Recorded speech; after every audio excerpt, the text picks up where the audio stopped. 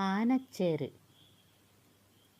Kozhikode NGO quarters ഗ്രൗണ്ടിന് സമീപമാണ് ഞാൻ ഈ മരം ആദ്യമായി കാണുന്നത്.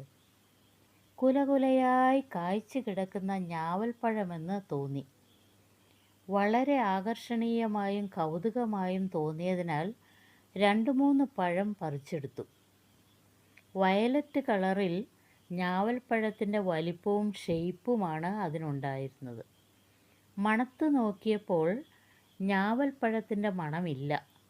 വയലറ്റ് കളർ തൊലി നീക്കിയപ്പോൾ മഞ്ഞ നിറമുള്ള മാംസളമായ ഭാഗം കണ്ടു. നാവിൽ തൊട്ടു നോക്കിയപ്പോൾ ഇളം മധുരം അനുഭവപ്പെട്ടു.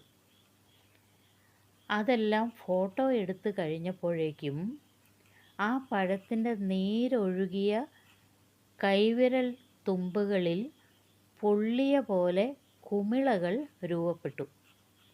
പെട്ടെന്ന് പഴങ്ങൾ എറിഞ്ഞു കളഞ്ഞ് കൈകളും വായും കഴുകിയെങ്കിലും കുമിളകൾ ആഴ്ചകളോളം അവശേഷിക്കുകയും പൊള്ളിയ പോലെ വേദന അനുഭവപ്പെടുകയും ചെയ്തു. പിന്നീട് ഗൂഗിളിൽ സെർച്ച് ചെയ്തപ്പോഴാണ് അത് ആനച്ചേര് എന്നറിയപ്പെടുന്ന അപകടകാരിയായ മരമാണെന്ന് മനസ്സിലായത്. പൊതുജനത്തിന് ഒരു മുന്നറിയിപ്പായാണ് ഞാൻ ഈ വീഡിയോ ഇടുന്നത്. ഈ മരം സാധാരണ വനപ്രദേശങ്ങളിൽ വളരുന്ന മരമാണ്.